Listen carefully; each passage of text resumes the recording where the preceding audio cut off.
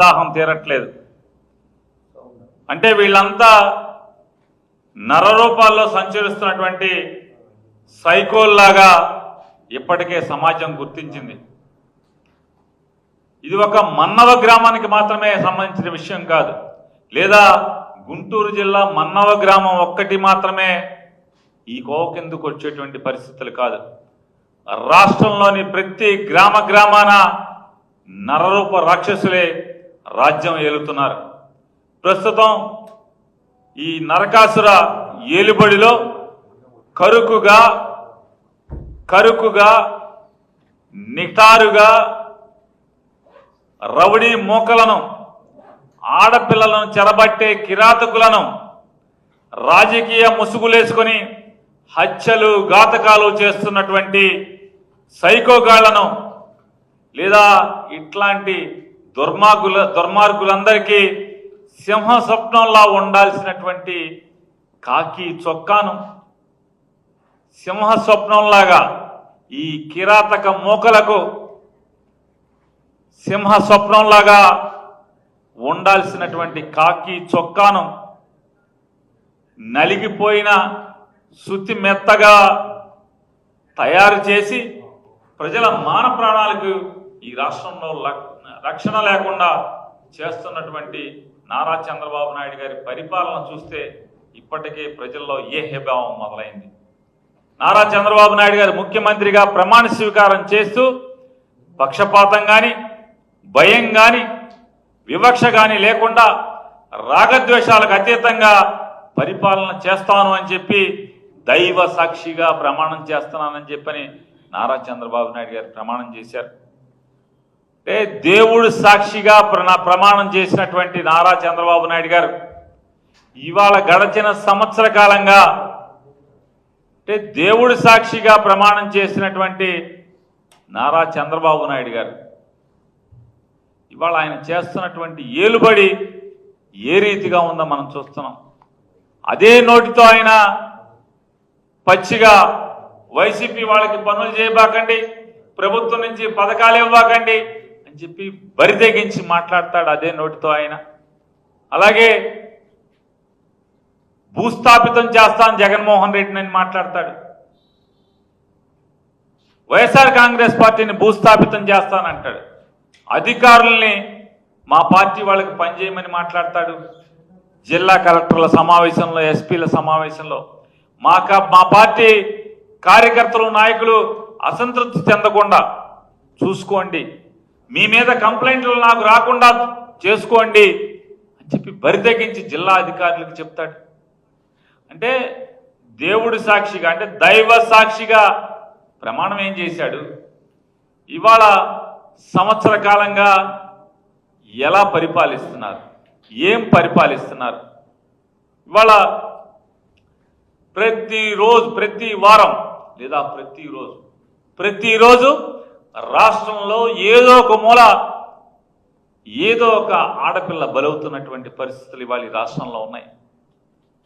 రాష్ట్రంలో ప్రతి వారం ఏదో ఒక ఊరిలో రాజకీయంగా వైఎస్ఆర్ కాంగ్రెస్ పార్టీ వాళ్ళ మీద హత్యాయత్నాలు చేస్తున్నారు.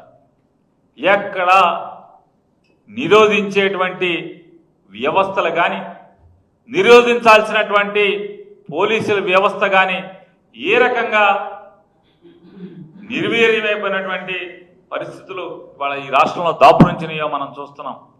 రాష్ట్రంలో ఉన్నటువంటి ప్రతి ఊరూరున రాజకీయ సైకోగాళ్లు ఇవాళ ఏ రకంగా బరి తెగించి బజార్లో నడుస్తున్నారో మనం చూస్తున్నాం. ఇవాళ వైఎస్ఆర్ కాంగ్రెస్ పార్టీలో ఉన్నటువంటి అర్హులకి అన్నీ తొలగించమని చెప్పని వాళ్లే అన్ని ఆదేశాలు ఇస్తారు.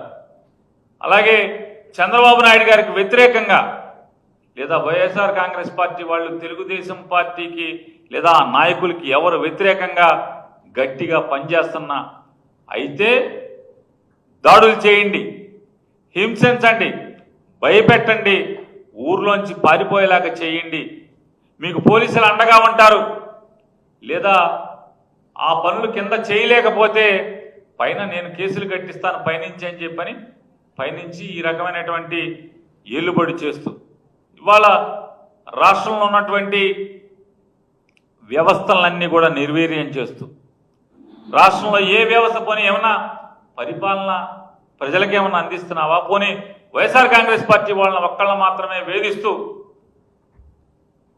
మిగతా రాష్ట్ర ప్రజలందరికీ కూడా మంచి చేస్తున్నావా అంటే సంక్రాంతి కల్లా గోతులు పూడుస్తా అని ఈ రోజుకి గోతులమైనటువంటి ఊర్లు మండలంలో ఎన్ని గ్రామాలు ఉన్నాయో కూడా ఇవాళ లెక్కలేని పరిస్థితి. ఇవాళ అదొకటే కాదు, ఇవాళ చంద్రబాబు నాయుడు గారు ఈ రకమైనటువంటి ఏలుబడి చేస్తూ రాష్ట్రంలో కిరాతకాలకు ఎగదోస్తూ జరుగుతున్నటువంటి ఈ పరిపాలన దానిలో ఆయన చెప్తాడు. ధూళిపాల నరేంద్ర కుమార్ గారు అని చెప్పని శాసనసభ్యులు ఆయన తన ట్విట్టర్లో ట్వీట్ చేస్తాడు. దళిత వ్యతిరేకి జగన్ అంటాడు. ఎవరు దళిత వ్యతిరేకి? ఎవరంటే చెప్పి అడుగుతున్నా. ఇవాళ ఆయన బండ్లమూడి బాబురావు మీద దారుణం చేశారు, అప్పుడు అందుకోసం అని చెప్పని ఇవాళ మన్నవ గ్రామంలో జరిగింది అని మాట్లాడతాడు. ధూళిపాల నరేంద్ర గారు గెలిచిన తర్వాత మినీ మహానాడు పెట్టుకున్నాడు. ఆ మినీ మహానాడులో ఆయన చిలక పలుకులు పలికాడు. ధూళిపాల నరేంద్ర ఆయన అంటాడు ఏమంటే, మనం గత విషయాలు అక్కడే మర్చిపోతే మీ మనుగడ కూడా ఉండదు, నాయకత్వానికే మనుగడ ఉండదు. అది మీరు మర్చిపోయిన రోజు మీతో నాకు కూడా పని లేదు. మీ నియోజకవర్గంలో అంటే మన్నవ గ్రామంలో జరిగింది, మన్నవ గ్రామస్తుల గురించి ఆయన మినీ మహానాడులో మాట్లాడాడు. మీ నియోజకవర్గంలో బాబురావు గారి మీద దాడి జరిగింది.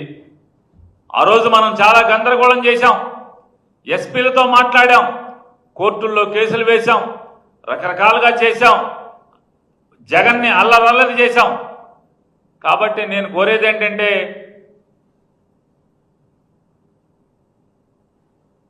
దాడి చేయాల్సిన అవసరం లేదు వాళ్ళ మీద.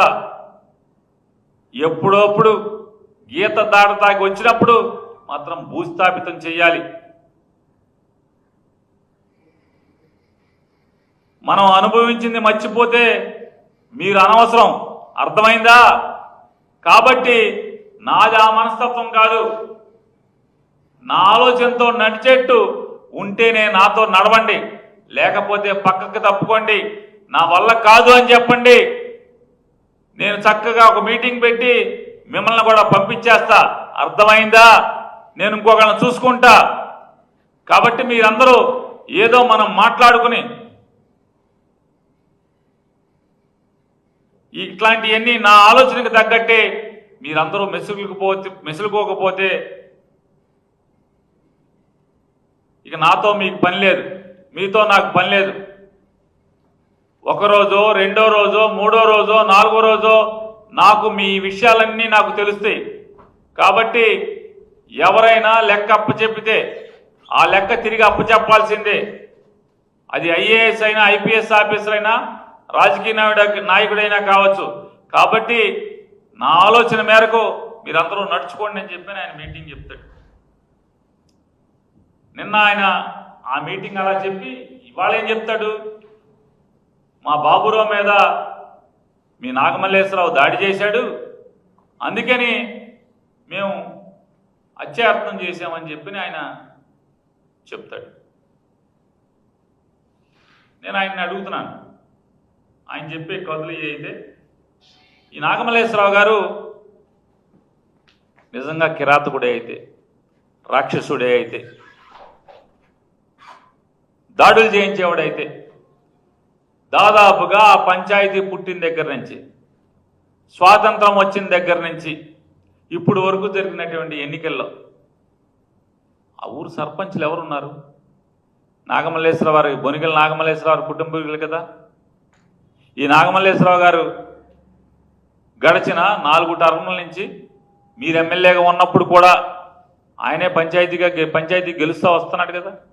లేదా 20 ఏళ్లకు ముందు మీ తండ్రి గారు ఉన్నప్పుడు వాళ్ళ అక్కగారు, వాళ్ళ తండ్రి గారు, వాళ్ళ సోదరుడు ఎవరో ఒకళ్ళు ప్రజలు గెలిపిస్తున్నారు కదా.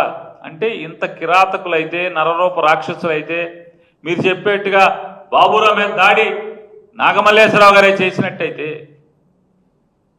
ప్రజలు ఇన్నిసార్లు ఎందుకు ఓటేస్తున్నారు? ఇంకోటి కూడా నేను అడుగుతున్నా, ఆయన మరి ఎఫ్ఐఆర్లో ఏది నాగమల్లేశ్వరరావు గారి మీద కట్టిన ఎఫ్ఐఆర్లో ఏముంది? ఆయన ప్రతి పనికి అడ్డం పడుతున్నాడు. చెరువులో మీ ఆదేశాల మేరకు అంటే ధూళిపాల నరేంద్ర గారి కనుసైగతో ఆ ఊర్లో ఉన్నటువంటి ఈ కేసులో ముద్దాయిలు ఎవరైతే ఉన్నారో అంటే కిరాతకంగా, పాశవికంగా మనుషుల ముసుగులో తిరుగుతున్నటువంటి సైకోల్లాగా పట్టపగలు ఆ రకంగా దాడి చేసి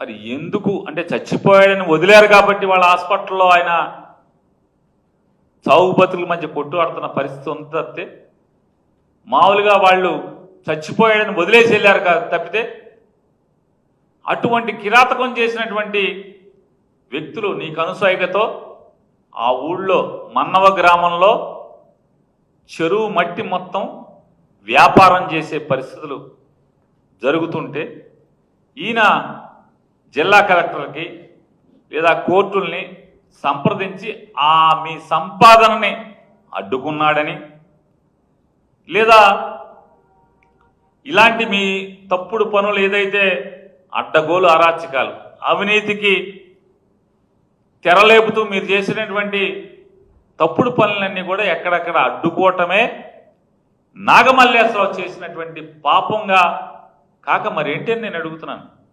మరి నాగమల్లేశ్వరరావు గారు బాబురావు మీద దాడి చేసినాడు అయితే అనుకుంటే మరి వాస్తవంగా దాడి చేసిన నీళ్ళు ఆ రోజు 2019-24 మధ్యలో మీరు చెప్పేటువంటి బాబురావు గారి మీద ఇవాళ మీరు రెచ్చగొట్టి పంపించినటువంటి కిరాతకంగా, పైశాచికంగా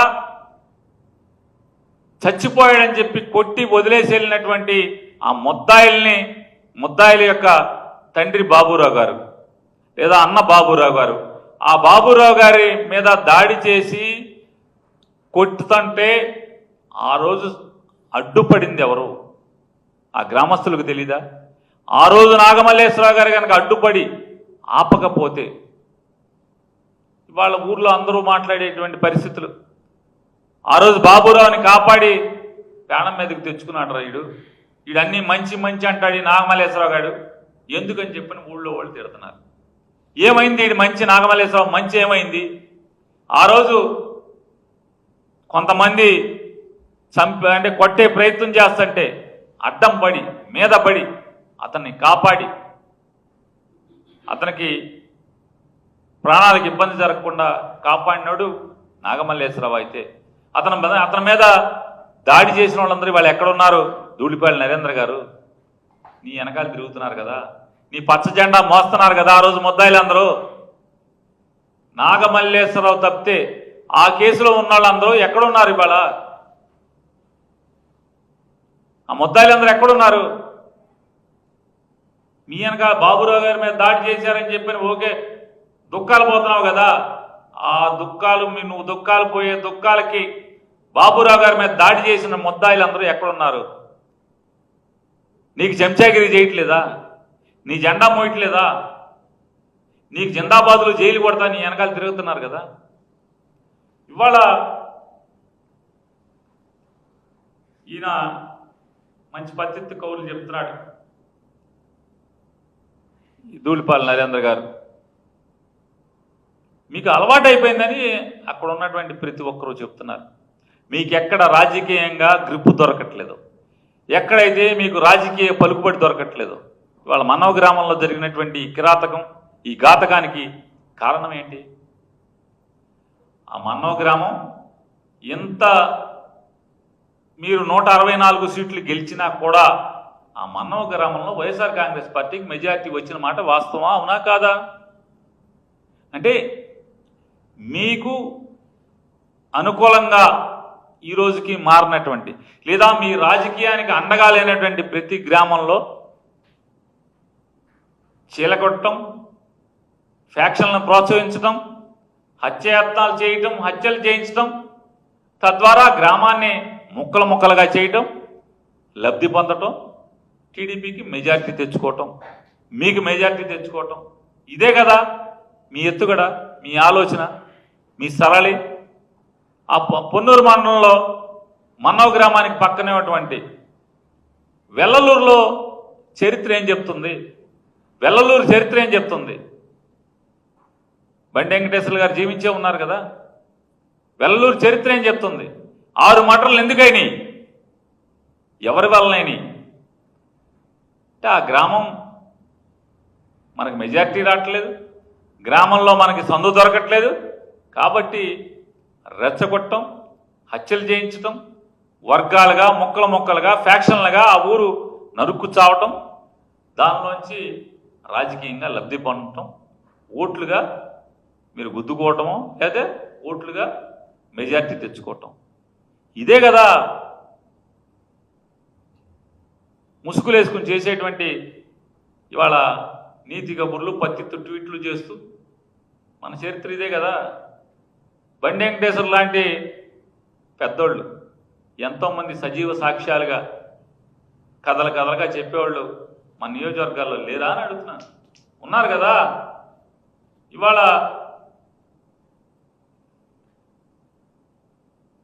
ఇంత కిరాతకాలు చేస్తున్నటువంటి, దుర్మార్గాలు చేస్తున్నటువంటి నరరూప రాక్షస పాలన ఎప్పుడు పోతుందా అని చెప్పని ప్రజలు జపం చేసే పరిస్థితి.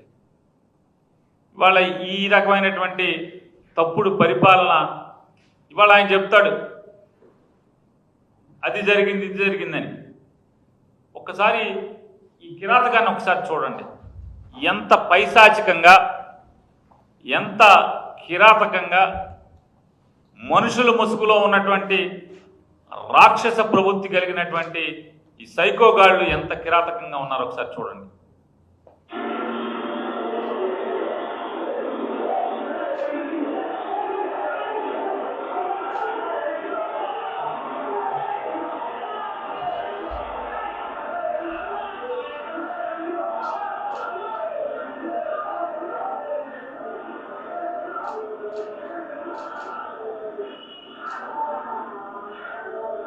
రప్ప రప్ప అంటే తప్పన్నోడు ఎవరు? వీడు ఎవడరా మీరు అందరూ? ఇదంతా ఎవర్రా మీరు? రప్ప రప్ప అంటే తప్ప ఏంటిది? ఇది మనుషుల ఇళ్ళు? ఇది తప్పు కాదా? ఇది కళ్ళతో చూడగలరు ఎవరన్నా? ఈ కిరాతకాన్ని కళ్ళతో చూడటం అవుతుందా?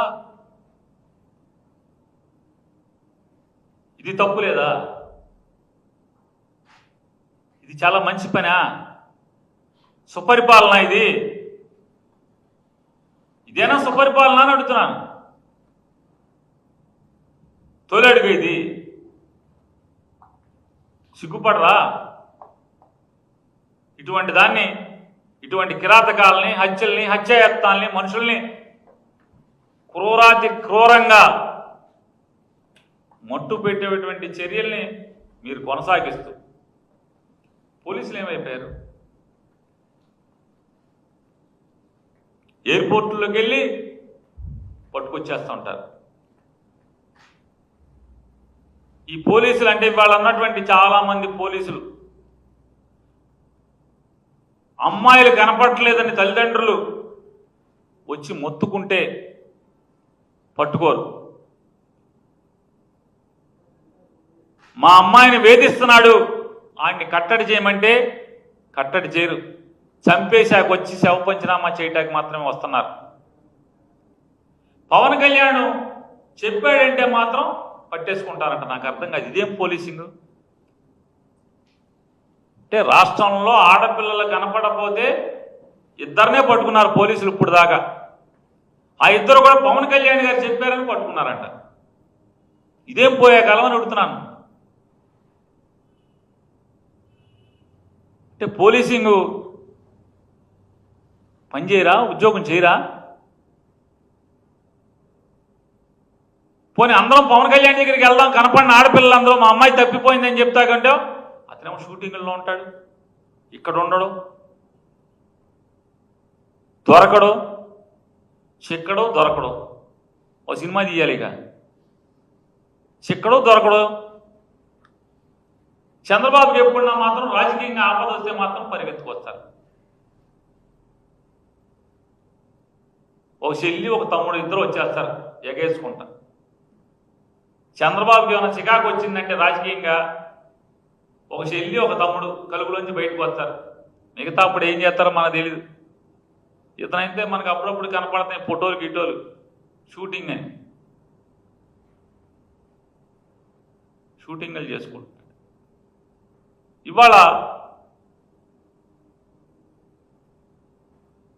ఇక్కడ వైద్య విద్యలో అవకాశాలు దొరక్క డాక్టర్ అవ్వాలని చెప్పని సంకల్పం, బాల్యం నుంచి నేను డాక్టర్ అవ్వాలి, నేను మనుషుల ప్రాణాలు కాపాడాలి, వైద్యం చేయాలి అనేటువంటి కసితో సంకల్పంతో ఇక్కడ సీటు దొరకపోతే విదేశాలకు వెళ్ళి తల్లిదండ్రుల చెమటోడ్చిన రూపాయితో కూడబెట్టి, అమ్మా నాన్న చెమటోడ్చి సంపాదించి కూడబెట్టిన రూపాయితో విదేశాల్లో చదువుకొస్తే, మెడికల్ కౌన్సిల్ ఆఫ్ ఇండియా పరీక్ష పాస్ అయితే ఇవాళకి సర్టిఫికెట్ లేకుండా పైశాచికంగా ఇది నరకాసుర ప్రభుత్వం కాక ఏమవుతుందని చెప్తున్నా. వైసీపీ వాళ్ళకి నరకాసుర ప్రభుత్వమే, ఎవరికి పడితే వాళ్ళకి, ఈ రాష్ట్రంలో ఉన్న అవుట్ సోర్సింగ్ ఉద్యోగస్తులకి ఇది నరకాసుర ప్రభుత్వం. ఎన్నికల ముందు ఉద్యోగస్తులకి అరచేతిలో వైకుంఠం చూపించినటువంటి ఈ ప్రభుత్వం, ఆ రోజున్నటువంటి రాజకీయ శక్తులు ఇవాళ ప్రభుత్వాన్ని నడుపుతూ వాళ్ళకి డిఏలు ఎవరు, లేదా వాళ్ళకి పిఆర్సీని కాన్స్టిట్యూట్ చేయరు, అయ్యారు ఎవరు, ఇంకేమన్నా ఉంటే ట్రాన్స్ఫర్లు, వేధింపులు, సస్పెండ్లు ఇవాళ గాలిలో పెడతాం. కొత్త పొగడలు భారతదేశంలో ఎక్కడ ఈ నరకాసుర పాలనలో తప్పితే ఎక్కడా చూడం. ఆడికి ఉద్యోగం ఉండదు, ఎక్కడ జీతం రాదు. రోజు పొద్దున్నే డీజీపీ ఆఫీసులో కూడా కొంతమందిని వేశారు, ఐపీఎస్ఎల్ని లేదా డిఎస్పీలని, గ్రూప్ 1 ఆఫీసర్ని. రోజు పొద్దున్నే ఆఫీస్కి వెళ్ళి సంతకం పెట్టి వెయిటింగ్ రూమ్లో కూర్చోవాలి. ఏది విజిటర్స్ వస్తారు కదా, సందర్శకులు వస్తారు, అర్జీలు ఇచ్చుకుంటాకి, కలవటాకి, బాధలు చెప్పుకుంటాకి. అక్కడ పొద్దున్న 9:45 నుంచి సాయంత్రం 5:30 వరకు అక్కడ కూర్చోవాలంట, కూర్చుని ఇంటికి వెళ్ళాలంట. ఇది గడిచిన సంవత్సర కాలంగా అనేక డిపార్ట్మెంట్లో జీతం లేకుండా, ఉద్యోగం లేకుండా ఐఏఎస్లు, ఐపీఎస్లు, గ్రూప్ 1 ఆఫీసర్లు అనేక మందిని ఈ రకంగా వేధించుకు తింటున్నటువంటి, వేధింపులు గురవుతున్న వారందరికీ కూడా ఇది నరకాసుర ప్రభుత్వం కాక ఇంకేమవుతుందని అడుగుతున్నాను. ఇవాళ ఈ రాష్ట్రంలో జరుగుతున్నటువంటి ఎర్ర బుక్కు పేరుతో జరుగుతున్నటువంటి ఎర్రి పరిపాలన నరకాసుర ప్రభుత్వం కాక ఏమవుతుందని నేను అడుగుతున్నాను.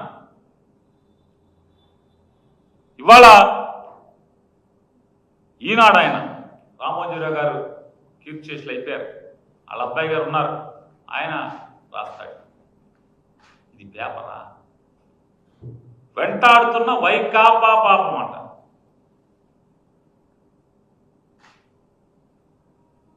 నాడు తప్పుల తడకగా హౌస్ హోల్డ్ మ్యాపింగ్, పథకాలకు దూరమై లక్షల కుటుంబాల అవస్థలు, కూటమి ప్రభుత్వంలో సరిచేయాలంటూ వేడుకోలు, సుపరిపాలన తొల్లెడుగులో నేతలకు వినతులు.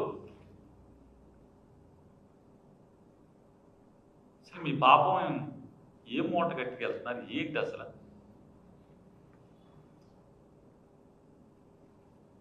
సంవత్సరం అయింది కదా మీరు, అంటే నిన్న ప్రమాణ స్వీకారం చేసి ఇవాళ వెళ్ళామనుకుంటున్నారు ఏంటి? నిన్న ప్రమాణ స్వీకారం చేసి వాళ్ళ ప్రజల్లోకి వెళ్తున్నారేంటి బాబు మీరు? సంవత్సరం అయింది. సంవత్సరం నిండిన తర్వాత వైకాపాలో మా పథకం రాలేదన్నారు. నేను రామోజీరావు గారి అబ్బాయిని ప్రశ్నిస్తున్నా, వైఎస్ఆర్ కాంగ్రెస్ పార్టీ ప్రభుత్వమే మంచి ప్రభుత్వం కాకపోతే జగన్మోహన్ రెడ్డి గారు సంక్షేమ పథకాలకి ఏదైతే గైడ్ లైన్స్ పెట్టాడో అదే గైడ్ లైన్స్ని మీరు ఎందుకు కొనసాగిస్తున్నారు? మా ప్రభుత్వం మంచిది కాకపోతే, మేము పెట్టిన నియమాలు మంచివి కాకపోతే అదే 6 స్టెప్ వ్యాలిడేషన్ మీరు 8 స్టెప్ వ్యాలిడేషన్ చేశారు. అదే మేము పెట్టి ఆ రోజు ఎవడకాడు ఏదో ఒక క్వార్టర్ తాగిన కోతిలాగా మాట్లాడారు. ఎవడకాడు ఏం మాట్లాడారు? ఈ పథకాలకి కరెంటు బిల్లుకి సంబంధం ఏంటని సాక్షాత్తు ఈ చంద్రబాబు నాయుడు గారు కూడా మాట్లాడాడు, వాళ్ళ అబ్బాయి మాట్లాడాడు. ఈ పథకాలకి కరెంటు బిల్లుకి సంబంధం ఏంటి? ఈ పథకాలకి 1000 అడుగుల ఇల్లుకి సంబంధం ఏంటి? ఈ పథకాలకి మొగుడుకో కొడుక్కో కూతురుకో ప్రభుత్వ ఉద్యోగం ఏంటి ఉంటే సంబంధం ఏంటి? ఇన్ని మాటలు మాట్లాడారు. మరి అయ్యే ఎందుకు కొనసాగిస్తారు? ఇంకొక ఆయన దాని పేరేంటి, ఏమి యాత్ర, అది ఏదో యాత్ర చేశాడు కదా ఆయన, వాళ్ళ అబ్బాయి చంద్రబాబు నాయుడు గారు అబ్బాయి యువగలం. అసలు ఆయన పెద్ద పెద్ద మీటింగ్లు చెప్పాడు. కారు ఉంటే తప్పేంటి? కారు ఉంటే జగన్ రెడ్డి కంట కారు ఉంటే కళ్ళు కుడుతున్నాయంట. జగన్ రెడ్డి తప్పితే ఎవడో కారులో తిరగకూడదంట. కారు ఉంటే అంట పథకాలు ఆపుతాడంట. మరి నువ్వేం చేస్తున్నావు అంటే మీ నాన్న మీరు తప్పితే మీరు కారులో కాదుగా, అంత విమానాల్లో తిరుగుతున్నారుగా. కొన్ని జగన్మోహన్ రెడ్డి గారు కారులో తిరిగాడు కాబట్టి కారులో ఈడ్చిపడ్డారన్నారు. కారు ఉండకూడదు ఎవరికన్నారు? మీరు విమానాలు హెలికాప్టర్లు తిరుగుతున్నారు కదా, మరి మీరు ఇచ్చేయచ్చు కదా. సొంత కారున్నోడి కల్లా మీరు ఎందుకు ఇవ్వట్లేదు పథకాలు? జగన్మోహన్ రెడ్డి గారు అంటే మీ భాషలో జగన్ రెడ్డి పెట్టి అన్ని మీరెందుకు ఫాలో అవుతున్నారు? సిగ్గు శరం లేదా? దేవుడు సిగ్గు అనేది పెట్టలేదా మనకి? నోరే కదా అది. ఆ రోజు ఏం మాట్లాడాం, ఈ రోజు ఏం మాట్లాడుతున్నాం మనం? జగన్మోహన్ రెడ్డి గారు ఎంతమంది పిల్లలకి అమ్మఒడి ఇచ్చాడు అంటే తల్లులకి? ఒక బిడ్డకే ఇచ్చాడు, 2 బిడ్డలకు కలిపి ఒకరి తల్లికే ఇచ్చాడు, సరే ఇచ్చాడు. మీరు ఎంతమందికి ఇవ్వాలి? మీరు ఎంతమందికి ఇస్తున్నారు? ఏ పథకం ఇచ్చారు ఇంతవరకు? సంవత్సరానికి 3 బండ్లు అన్నారు, హామీ ఇచ్చారు. ప్రతి సంవత్సరం జూన్ నుంచే 2024 జూన్ నుంచే పథకాలు మొదలన్నారు. సంవత్సరం పొడి చేశారు. ఈ రోజుకి సిగ్గు లేకుండా సంపద సృష్టిస్తాం అనే పేరుతో అప్పులు సృష్టిస్తూ మీరు బాగుపడటం తప్పితే, మీ ఎమ్మెల్యేలు బాగుపడటం తప్పితే, మీ కార్యకర్తలను కూడా అనలేం. మీ ఎమ్మెల్యేలకి తొత్తులుగా ఉన్నటువంటి కార్యకర్తలు బాగుపడటం తప్పితే ఎవడ బాగుపడ్డాడు ఈ రాష్ట్రంలో? ఎవడికి మంచి పరిపాలన ఇది? మీ ముగ్గురికి, పెద్దమ్మ గారికి, మీ ఎమ్మెల్యేలకి తప్పితే ఎవడికి మంచి పరిపాలన ఇది?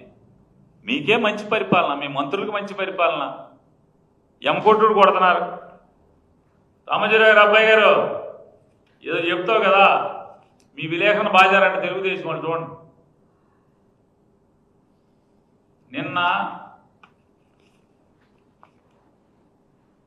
అనంతపురం జిల్లాలో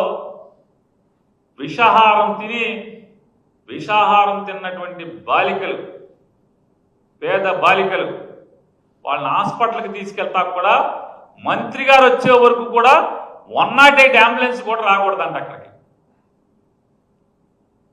మొత్తం హాస్టల్ కాడ పోలీసులు, ఈ ఎల్లో సైకోలు అందరూ కలిసి, ఎల్లో సైకోలు పోలీసులు కలిసి హాస్టల్ కాడ కాపలా కాసి 108 రాకూడదు, ఆటోలో ఆ పిల్లల్ని తీసుకెళ్ళకూడదు, మంత్రి గారు రావాలి. మంత్రి గారు వస్తే కానీ ఆవిడ చూసి, ఏమ్మా ఏంటి చచ్చిపోతున్నారా మీరు, బాగా వాంతులు విరోచనాలు మోషన్లు అయిపోయినాయా బాగా మీకు, పదండి హాస్పిటల్ పరామర్శించాక ఆవిడ చూశాక హాస్పిటల్కి పంపాలంట. పంపరంట. ఈ పాప అమాయకుడు లాగున్నాడు. అంటే ఉద్యోగం కొత్తగా వచ్చి ఉంటాడు. ఇంకా రామోజీరావు గారు అబ్బాయి రూల్స్ చెప్పుకున్నాడు, అరే మనం తెలుగుదేశం అయితే కళ్ళు మూసుకోవాలి, వైసీపీ అయితే మాత్రం లేని కూడా గ్రాఫిక్స్లో సృష్టి చేయాలరా ఫోటోలు అని చెప్పని చెప్పుండడు ఇంకా. అంటే ఉద్యోగం చేరంగానే ట్రైనింగ్ క్లాస్ అవ్వకుండానే చేరిపోయి ఉంటాడు ఉద్యోగానికి.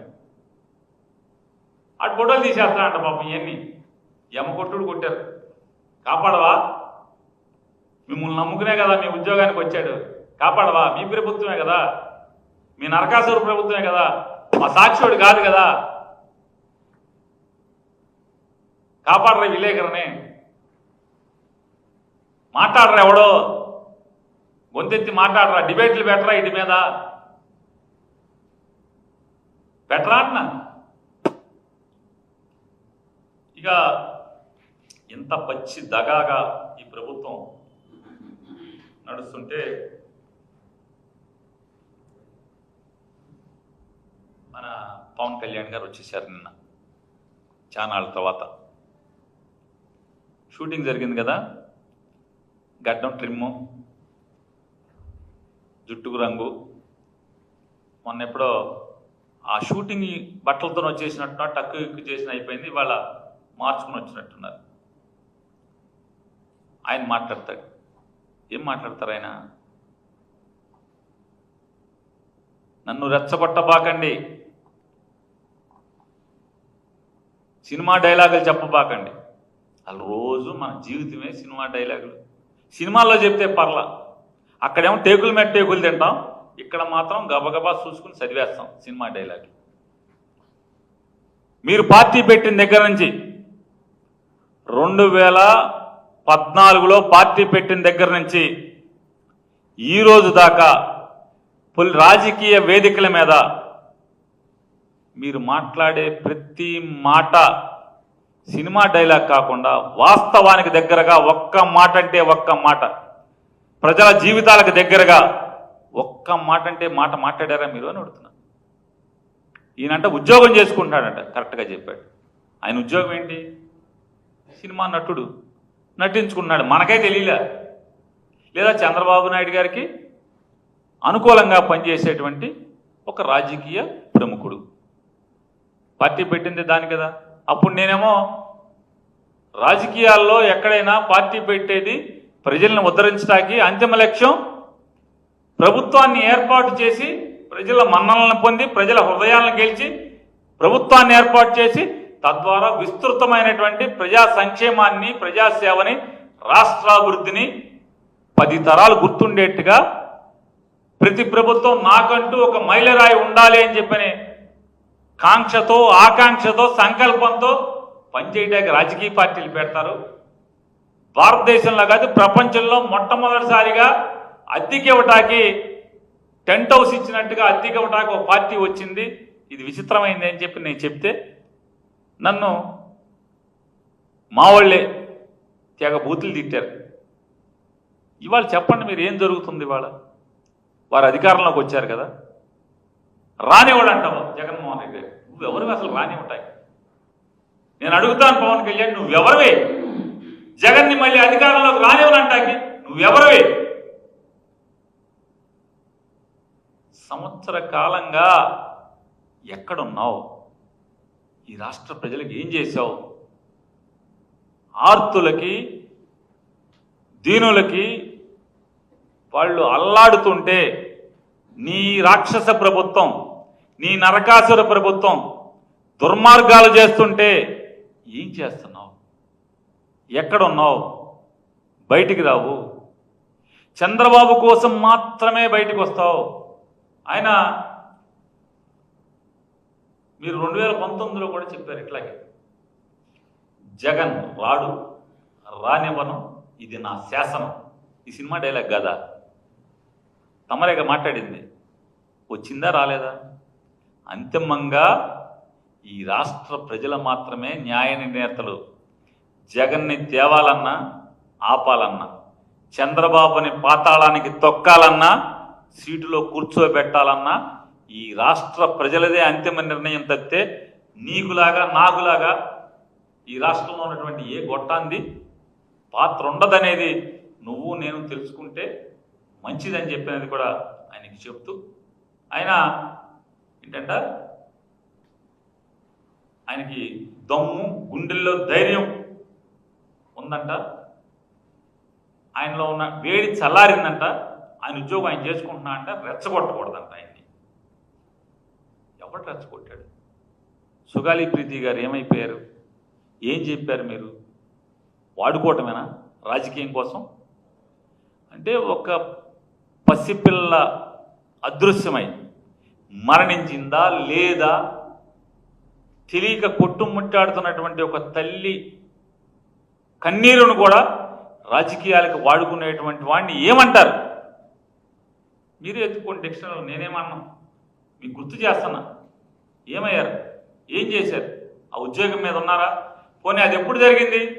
మీ ప్రభుత్వంలో చంద్రబాబు నాయుడు గారు మీరు కలిసి ఏలుబడి చేస్తుండగా 2017లోనో 16లోనో జరిగితే జగన్మోహన్ రెడ్డి గారికి ఆపాదించి జగన్ మీద ఆ విషం చిమ్మి మీరు ఇన్ని మాటలు మాట్లాడారు. ఏమైంది? అదొకటే కాదు, ఇవాళ ఆయన అంటాడు పీకల కోస్తాం. ఎవడన్నాడు పీకల కోస్తామని? జగన్ గారు అన్నాడా పీకల కోస్తామని? ఎవరు ఇవాళ పీకలు కోస్తున్నది ఎవరు? ఎవరు ఏలుబడిలో పీకలు తెగుతున్నాయి? ఇవాళ కిరాతకంగా నరరూపు రాక్షసుల్లాగా నీ పచ్చ సైకోలందరూ కూడా తెగబడుతుంటే కనపడదా? రాజా ది గ్రేట్ సినిమాలో హీరోలాగా ఉంటాం మనము. ఏమో సార్ నాకు కనపడదు సార్, కనపడదు, వినపడదు. పోనీ మీ కార్యకర్తలన్నా చూసుకుంటున్నావా? నీ జెండా మోసిన కార్యకర్తల్ని నీ కోసం అహోరాత్రులు మోటార్ సైకిళ్ళు తాకట్టు పెట్టి తల్లిదండ్రులకు చెప్పకుండా వేలు లక్షలు ఖర్చు పెట్టి నాశనం అయిపోయినటువంటి కార్యకర్తలను ఏమైనా చూస్తున్నావా? ఎవరిని చూస్తున్నావు? ఎవరిని ఉద్దేశిస్తున్నావు అంటున్నా. ఏదో హెలికాప్టర్ మేము ఎక్కించుకోలేదని ఏడుస్తున్నామని మళ్ళీ ఏదో డైలాగ్ చెప్పడం తప్పితే, మీరు మీ ఫ్యామిలీ మీ పిల్లలు ఎక్కి తిరగటం తప్పితే ఏముంది? ఎవరిని చూస్తున్నారని అడుగుతున్నాను. మళ్ళీ చెప్తాడు ఆయన, నారా చంద్రబాబు నాయుడు గారికి అనుభవం ఉంది, ఈ ఆర్థిక వ్యవస్థను ఆయన మాత్రమే నడపగలడు, నాకు నడపటం చేత కాదు, నాకు పోరాటం చేత. ఓ అబ్బా చాలా పోరాటం చేస్తున్నాం సంవత్సరం నుంచి. ఏం పోరాటం చేస్తున్నాం? కాదు సార్, పవన్ కళ్యాణ్ గారు ఏం పోరాటం చేశారు? ఏ వ్యవస్థ మీద? ఎన్నొద్దు, మీరు మంత్రి, పంచాయతీరాజ్ శాఖ, గ్రామీణ అభివృద్ధి శాఖ, ఈ రెండింటికి మీరే కదా, మీరు మంత్రి కదా. మీరు మంత్రిగా ఉన్నటువంటి ఆ శాఖలో ఏ రోజన్నా ఆ శాఖలో విషయాలను ఏమన్నా పట్టించుకున్నారా మీరు? ఆ శాఖ గురించి సమీక్ష చేశారా కనీసం? పర్యావరణం కూడా మీరే, పర్యావరణం కూడా మీరే కదా. ఏం సమీక్ష చేశారని అడుగుతున్నాను. ఎక్కడ చేశారు? ఇవాళ సంవత్సర కాలంగా పంచాయతీలకు రావాల్సినటువంటి 2 క్వార్టర్లు కేంద్ర ప్రభుత్వం రిలీజ్ చేస్తే 15వ ఆర్థిక సంఘం నిధులు 1 క్వార్టర్ 1600 చిల్లర, 1 క్వార్టర్ 1100 చిల్లర, అంటే వెరసి 2700 నుంచి 2800 కోట్ల రూపాయల్ని నీ నరకాసుర ప్రభుత్వం, నీ సైకో ప్రభుత్వం అడ్డగోలుగా వాడుకుంటే జమ చేయకుండా పోరాటం చేశారా? నీ ప్రభుత్వం మీదే నోరు చేర్చి అడిగారా?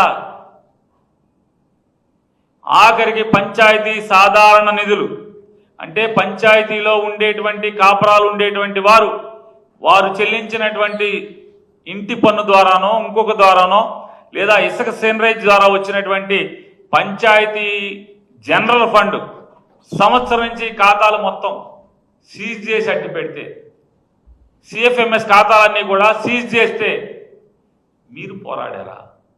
మీరు మాట్లాడారా?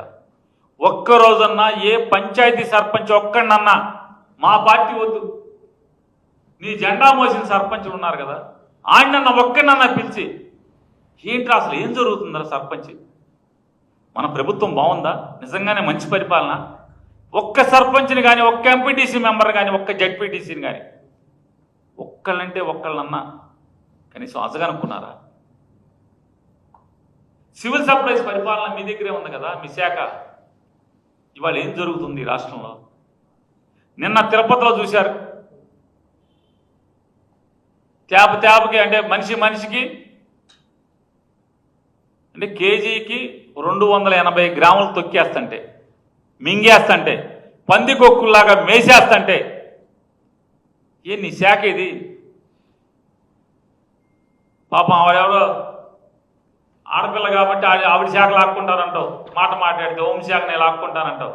సివిల్ సప్లై శాఖ నీ చేతిలోనే ఉంది కదా. రాష్ట్రంలో మేమున్నప్పుడు ఏమన్నా బస్తాల్లోనో లేకపోతే చిన్న చిన్న మోపెడ్ల మీద దొరికేయేమో మామూలు బియ్యం. ఇవాళ షిప్పులు దొరికేస్తున్నాయి కదా నీ గవర్నమెంట్లో. ఈ రోజుకి ఆగట్లేదు కదా. రాష్ట్ర వ్యాప్తంగా ఉన్నటువంటి ప్రతి రేషన్ కార్డుదారుడి దగ్గర కేజీకి 280 గ్రాములు ఎత్తేస్తంటే, బొక్కేస్తంటే ఎందుకు మాట్లాడవు? ఏ పోరాటం చేయవా? దాని మీద పోరాటం చేయరా అని అడుగుతున్నాను పవన్ కళ్యాణ్ గారు. సనాతని ఏంటిదండి ఇది ఆయన చెప్పాడు, నోరు తిరగదాన్ని. చదువుకున్నా, చిన్నప్పుడు చదువుకుంటే ఈ బాధలు ఉండే కదా. తెలుగు చెప్తే మనం కూడా ఇంగ్లీష్ మాట్లాడేవాడు. అన్అపాలజెటిక్గా ఏంటో చెప్పాడైనా, అన్అపాలజెటిక్గా సనాతని ఏదో చెప్పాడు కదా ఆయన. లడ్డూలో కలిసిందో కలవలేదో తెలియనటువంటి అది వెజిటబుల్ ఆయిలా లేదా పంది మాంసం కొవ్వా తెలియకుండానే మీరు కాషాయ బట్టలు కడుక్కుని దుర్గగుడి అమ్మవారి మెట్లన్నీ కడిగేశారు కదా.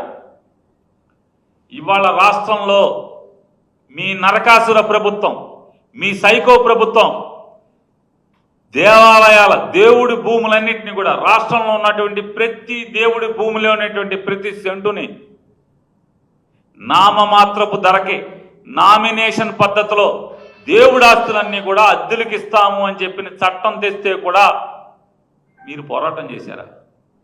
ఎక్కడ పోరాటం చేశారు? మీరు నోరు ఇప్పారా? నోరు తెరవరా? పోరాటం చేయరా అని అడుగుతున్నాను. తిరుమలలో రోజు అపచారాలు. నోరు తెరవరా? ప్రశ్నించరా? పోరాటం చేయరా? అంటే మీ సైకో ప్రభుత్వం అయితే సమ్మగా ఉంటుందా? రోజు ఉపాధి హామీ కూలీలు రోజు పొట్ట చేత్తో పట్టుకుని ఆకలితో పనిలోకి వెళ్తున్నారు. వాళ్ళకి డబ్బులు వేయించవా? పోరాటం చేయవా? ప్రశ్నించవా?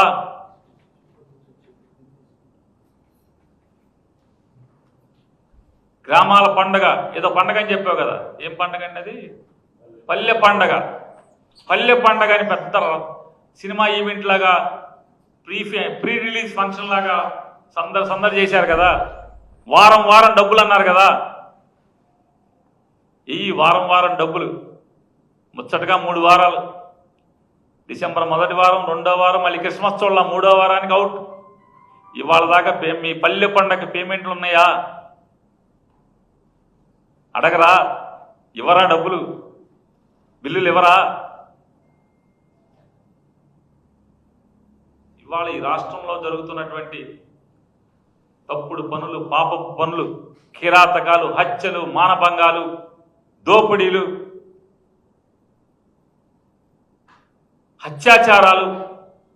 అత్యాచారం పని అంటే ఎంత కిరాతకం అంటే అంటే చెరిచి చంపేయటం, చెరబట్టి చంపేయటం. మాట్లాడరా? పోలీసులను కంట్రోల్ చేయరా? కేవలం వైఎస్ఆర్ కాంగ్రెస్ పార్టీ వాళ్ళని తప్పుడు కేసులతో అరెస్టులు చేసి వేధించడానికి, లేదా పాత రోజుల్లో నాలాంటి మిమ్మల్ని ప్రశ్నిస్తే మీ మీద గట్టిగా మాట్లాడితే వాళ్ళందరి మీద సోషల్ మీడియా కేసులు, తప్పుడు కేసులు, 17 కేసులు, 18 కేసులు, 20 కేసులు పెడతాకు తప్పితే, మీ బందోబస్తులకు తప్పితే వాడరా అని అడుగుతున్నాను. పోలీసుల్ని కట్టడి చేయడానికి వాడరా? మీ బందోబస్తు కోసమే వాడుకుంటారా? మీరు బుల్లెట్ ప్రూఫ్ కారులో తిరిగితే సరిపోద్దా పవన్ కళ్యాణ్ గారు? ఈ రాష్ట్రంలో ఉన్నటువంటి ఆడపిల్లలకి మాన ప్రాణ రక్షణ అక్కర్లేదా? వాళ్ళ జీవితాలకు బుల్లెట్ ప్రూఫ్ ఇవ్వరా? కల్పించరా మీ పరిపాలనతో?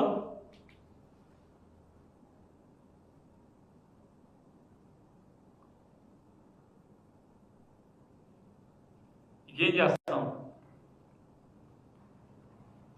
ఇటువంటి మీరు అయ్యో సినిమా కబుర్లు చెప్తే మీరు తొక్కేస్తాను, మీ బాస్ ఏమో భూస్థాపితం చేస్తాను, మీ చిన్న బాస్ ఏమో ఏదో చేస్తాను, దడిచేవాడు వెనక్కి తగ్గేవాడు మిమ్మల్ని ఎదిరించి పోరాటం చేయలో మీ పాపాలని, మీ హింసల్ని, మీ అకృత్యాలని, మీ అరాచకాలని, మీ నరకాసుర ప్రభుత్వం చేస్తున్నటువంటి రాక్షస పరిపాలనని తిరగబడి పోరాటం చేయడంలోనూ ప్రజలకి అండదండలుగా ప్రకాశం జిల్లాకి వెళ్ళారు కదా మీరు. ప్రకాశం జిల్లాలోని హెలికాప్టర్ వేసుకుని మరీ దిగారు కదా. విమానం హైదరాబాద్ నుంచి బేగంపేట నుంచి బెజవాడకి విమానం, బెజవాడ నుంచి విమానం ఎయిర్పోర్ట్ నుంచి మీ ఆఫీస్కి హెలికాప్టర్, మీ ఆఫీస్ నుంచి ప్రకాశానికి హెలికాప్టర్. మరి అక్కడే కదా కందుకూరు నియోజకవర్గంలో 8,000 ఎకరాల రైతుల భూమిని 8,000 ఎకరాల రైతుల భూమిని సాగు తప్పితే, భూమిని నమ్ముకోవడం తప్పితే, మట్టి పిసుక్కుని బతకటం తప్పితే మరొక మార్గం, బతకటానికి మరొక మార్గం తెలియనటువంటి రైతాంగానికి చెందినటువంటి 8,000 ఎకరాల భూమిని అక్రమంగా, అప్పనంగా, బలవంతంగా మీ ప్రభుత్వ పాదాల కింద రైతుల జీవితాలు నలుగుతుంటే ఎల్లదా అక్కడికి? పక్కనే కదా వెళ్ళారుగా కనిగిరి. కనిగిరిలో మాత్రమే 4 దశాబ్దాల ముందు బతుకుతారా? కందుకూరులో మీరు పుట్టరా? కందుకూరులో మీరు పెరగరా? ఒంగోలులో పుట్టానన్నారు కదా, ఒంగోలు ప్రజలు అల్లాడుతున్నారు కదా. నెల్లూరులో పుట్టానన్నారు కదా, నెల్లూరులో పెరిగా అన్నారు కదా. అది కొత్తగా నెల్లూరు జిల్లాకే వచ్చింది కదా. అది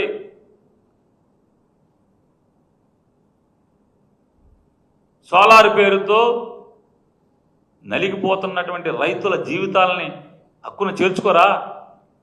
ఎన్నికల ముందే ఎక్కడికి పడితే అక్కడికి వెళ్తారా? పదవి లేనప్పుడు మాత్రమే తిరుగుతారా?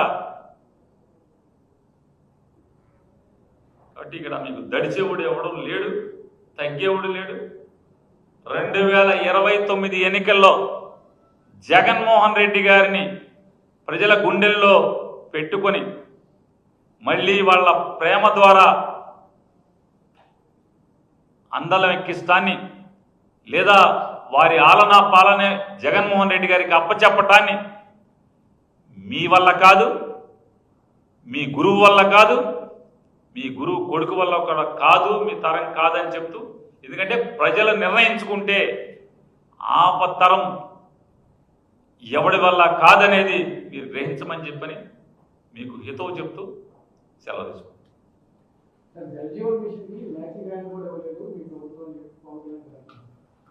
అసలు జల్ జీవన్ మిషన్లో ఏం జరుగుతుందో నీకు తెలుసా? నిన్న శంకుస్థాపన చేశారు కదా. ఈ రాష్ట్రంలో జరుగుతున్నటువంటి జల్ జీవన్ మిషన్లో ఎక్కడన్నా ఎడిషనల్గా సోర్స్కి కెపాసిటీ కేటాయించారా? ఉన్నటువంటి ఇన్ఫ్రాస్ట్రక్చర్, ప్రస్తుతం ఉన్నటువంటి మౌలిక సదుపాయాల ద్వారా మాత్రమే ఇంటింటికి నీళ్లు ఇవ్వాలనేటువంటి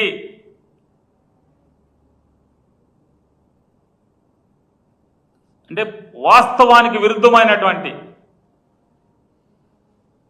తప్పుడు నిర్ణయాన్ని మీరు అమలు చేద్దామని చెప్పినటువంటి చూసే ప్రయత్నం మీరు చూడండి ఒకసారి. ఆ పథకాలు మీరు ఎవరన్నా వెళ్ళి గమనించండి. ఎంత జనాభాకి ఎంత నీళ్లు కావాలి, వీధి పంపులో పట్టుకుంటే ఎంత నీళ్లు కావాలి, అదే మన దొడ్లోకి వస్తే, పంపు ఇంట్లోకి వస్తే ఎంత నీళ్లు వాడతారు. దానికి సరిపడా మీరు సోర్స్ని పెంచుతున్నారా లేదా? సోర్స్ ఏర్పాటు కోసం ఆ సరిపడా వాటర్ సోర్స్ కోసం ఎక్కడైతే నీళ్ళ చెరువులు పెంచడమా, ఫిల్టర్ మీడియా పెంచడమా, లేదా బ్యాలెన్సింగ్ రిజర్వాయర్లు కొత్తవి కడతామా, సరిపడా సర్వీస్ రిజర్వాయర్ని మంజూరు చేశారా లేదా చూసుకుంటున్నారా? చూసుకుంటే మీ భాగవతం మీకే అర్థమవుతుంది. కాబట్టి ఇట్లాంటి నిధుల ఖర్చులో మాకేమొస్తుంది అనేటువంటి లెక్కలేసుకునేటువంటి మీ నరకాసుర ప్రభుత్వం, మీ సైకో ప్రభుత్వం గురించి మీరు ఇంకొకరికి నీతులు చెప్పే స్థితిలో లేరనేది ఆయనకి మీ ద్వారా చెప్తున్నారు.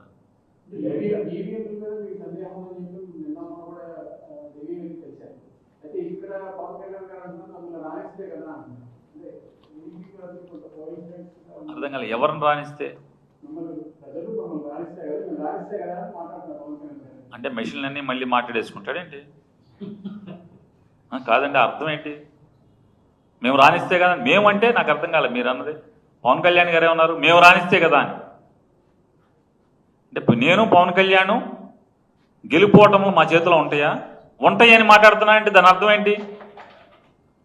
ఇప్పుడు నేను అన్నానండి, నేను అసలు ఎప్పటికీ పవన్ కళ్యాణ్ని నేను రానివ్వను, చంద్రబాబుని రానివ్వను అని నేను దబాయించి చెప్తాను అనుకోండి, నేనెవరిని? నాకున్నది ఒక ఓటు, పవన్ కళ్యాణ్ గారికి ఉన్నది ఒక ఓటు. ఓటు ఉందో లేదో మరి చూడాలి, చెక్ చేయాలి. ఇందులో ఓటు ఉండదు, లేకపోతే నామినేషన్ వేయటం కుదరదుగా. ఏ ఊళ్ళో ఉందో తెలియదు. మరి నాకు ఒక ఓటు, ఆయనకు ఒక ఓటు, చంద్రబాబు గారికి ఒక ఓటు, వాళ్ళ అబ్బాయికి ఒక ఓటు. అంటే ఒక్కొక్క ఓటు కాలమే మేము కోట్లు ఓట్లని మేమే అంత దమ్ముగా మాట్లాడుతున్నామంటే మాట్లాడేసుకున్నారా అని అడుగుతున్నాను. ఇవన్నీ ప్రజలు తలుచుకుంటే, అంటే ప్రజలు తలుచుకున్నా కూడా మెషిన్లు ఉన్నాయి కాబట్టి. అదే పేపర్ అయితే ఎవరిని మనం తప్పుపట్టాల్సిన పని లేదు. మెషిన్లో లెక్కలు తప్పున్నాయి అనేది ఆధారాలతో సహా చూపించాం. ఎన్నికల కమిషన్ ఇచ్చినటువంటి కాగితాల్లోనే ఎన్ని తప్పులు ఉన్నాయి, ఎన్ని తడకలు ఉన్నాయి, ఎంత నవ్విపోయే పరిస్థితులు ఉన్నాయో అవన్నీ ఆధారాలతో సహా చూపించాం. దాన్ని వదిలేసి కొన్ని చేతనైతే మీ ప్రభుత్వం ఉంది, మీరు చేయండి. మాట మాటకి బాబాయ్ గొడ్డలి, బాబాయ్ మటరు. సంవత్సరం అయిపోయింది, ఏది మీ బాబాయ్ మటర్ అంటున్నా?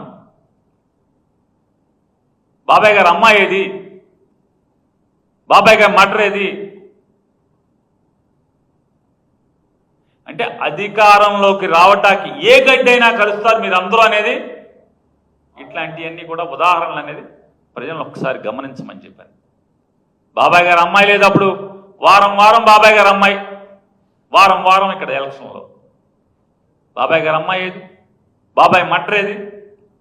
బాబాయ్ మటర్లో ముందుకెళ్ళింది ఏది? జగన్మోహన్ రెడ్డి గారు చంపేశాడన్నారు కదా. సారా కేసు, బ్యాందీ కేసులోనే ఇంతవరకు మీ వల్ల కాలేదు. అంటే తప్పుడు ఆరోపణలు ఇవన్నీ కూడా మీరు అబద్ధాలు చెప్పి ప్రజల్లో జగన్మోహన్ రెడ్డి గారి యొక్క యశస్సుని, జగన్మోహన్ రెడ్డి గారి పట్ల ఉన్న ప్రేమని విషం చిమ్మే ప్రయత్నంలో భాగమే ఈ లిక్కర్ కేసు, లేదా బాబాయి గొడ్డలి, బాబాయి మటరు, బాబాయి హత్య, చెల్లి ఆస్తి ఇవన్నీ కూడా జగన్మోహన్ రెడ్డి గారి యశస్సుని తగ్గించటానికి, జగన్మోహన్ రెడ్డి గారి కీర్తిని చంపటానికి, జగన్మోహన్ రెడ్డి గారికి జనంలో ఉన్నటువంటి ప్రేమని విరగగొట్టంటే విషం చిమ్మే ప్రయత్నంలోనే ఈ తప్పుడు మాటలు, తప్పుడు ప్రచారాలు, దానికి ప్రచార మాధ్యమాలు అన్ని ఒత్తపాడటం అనేది ప్రజలు గమనిస్తున్నారు.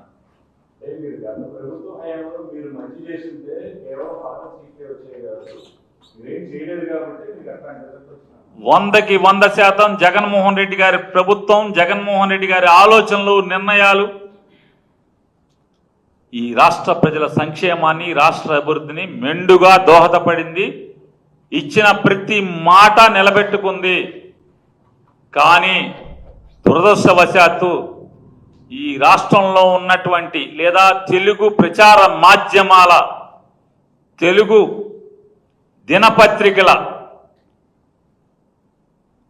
లేదా